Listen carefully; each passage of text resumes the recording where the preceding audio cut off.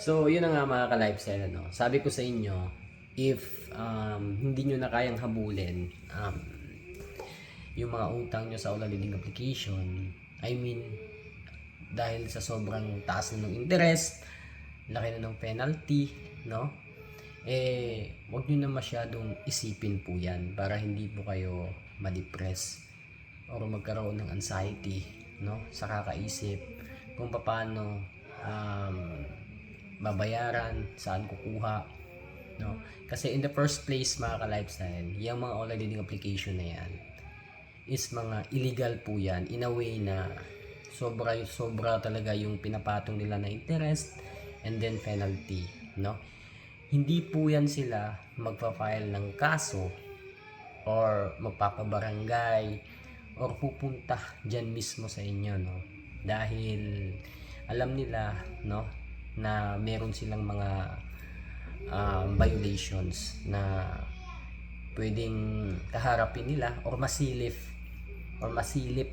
no, kung if ever na magkaroon ng kasuhan. So, kaya nga na po ulit-ulit kong sinasabi, napaka-imposible pong, no, mag-file sila ng kaso sa atin, no? Napaka-imposible po. Kasi mauungkat po talaga yung mga aside sa bad ano tawag doon, yung pangongolekta nila, no, unfair debt collection, eh sangkatutak pa ng mga file complaint, no, yung mga nakapending sa kanila. So imposible na mag-file sila ng kaso sa inyo. So wag po kayong matakot, wag po kayong mag-alala if hindi nyo na kayang bayaran yung mga ola nyo, no? Kasi marami ng mga nagpatunay, no, na hanggang dyan lang yan, hanggang text, hanggang tawag lang yung mga yan. Kasi trabaho po nila yan and gagawin po nila lahat, tatakutin po kayo para yun, matakot kayo, then mamroblema kayo ng husto, and then yun, mangutang ka na naman sa iba, and then ibabayad mo sa kanila, no? So hindi naman po ibig sabihin na hindi na natin kayang bayaran, tatalikuran na. So gaya nga lang po ulit-ulit yung sinasabi mga ka-lifestyle, nandiyan lang po yung account nyo, no, as long as active pa or nandiyan yung SIM card nyo, pwede nyong balikan yan anytime. Pwede nyong i-log in yung account nyo para i-check, no? And then hindi po yan mawawala, no?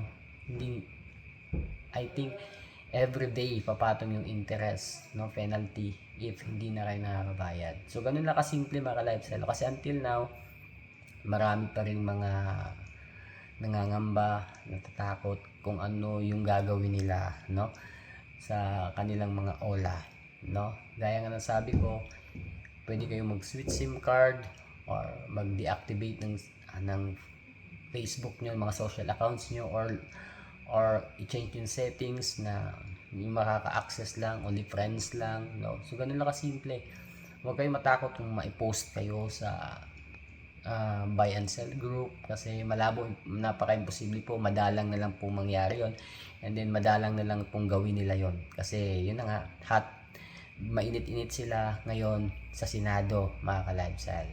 Kasi sa pagkakaalam ko, maraming mga complaints and then dinidinig na yung kaso, no, about sa ganitong klaseng problema, no. Unti-unti nang masisilip kasi napakarami pong complaints nila, hindi man sa nangaharas sila, no, in a way na yun, gaya nga sabi ko, hindi man haras yung mga ibang online lending application, but meron pa rin sila mga violations like sobrang taas ng interest. So doon pa lang may karapatan na tayong baliktarin kung ano man yung mga gusto nilang mangyari sa accounts natin or sa utang natin. So wala po kayong dapat ikatakot. Kung tumawag man sa inyo, tinatakot kayo, pwede nyo kausapin ng maayos yan. Ngayon, kung hindi man mapakiusapan mga ka-lifestyle, debatology is the key. So ganun lang kasimple mga ka-lifestyle, ano? Huwag kayong matakot. Huwag kayong matatakot. Especially kung nasa probinsya naman kayo. Even nga yung malalapit sa kanilang mga kampanya, like for example, nasa Manila area lang, yung mga nangutang, hindi nga pinupuntahan, how much more, no, kung nasa probinsya tayo, no. Ganun lang kasimple, wala tayong dapat ikatakot mga ka-lifestyle. So again, sa lahat po ng mga nag-PM sa akin, nag-approach, no, nagtatanong, um, na humingi ng tulong, payo. So binigay ko na sa inyo yung dapat yung tandaan, dapat yung gawin, ano. Walang dapat ikatakot mga ka-lifestyle kasi libo-libo, let's say milyon na po tayo mga may ganitong klaseng problema. Wala namang meron ba kayong nabalitaan na kulong, di ba? Again, wala pong nakukulong sa OLA, no? Wala po. Kahit sa utang po yan. Nasa batas po yan. And then, again, as a borrower, meron pa rin tayong karapatan, no? So, yun, yung mali lang nila, halos lahat, loan shark is yung highly interest. Meron pa silang mga hidden charges na pinapatong. So, alam nila sa sarili nila, alam nila sa kumpanya nila, if ever na nag-file sila ng kaso sa kanilang borrower, masisilip at masisilip yon, ano. So yun lang mga ka-lifestyle, share ko lang sa inyo. And again, pasensya na if minsan lang po tayo makapag-upload ng latest updates about online lending application mga ka-lifestyle, pero sinisikap ko po, nanonood po ako, naghahanap po ako ng mga latest updates kung ano na yung nangyayari, ano na yung kalagayan ng mga online lending application na very known, or let's say kumbaga maraming complaints, no, sa NBI, no. And I think one of this day, nasa Senado na naman to, bibigyan na naman to ng pansin kasi hindi basta-basta, sobrang daming complaints po ng mga online lending application, mapabago man yan na OLA or matagal na self-registered ban or hindi, pare-pareho lang po yan sila, loan shark.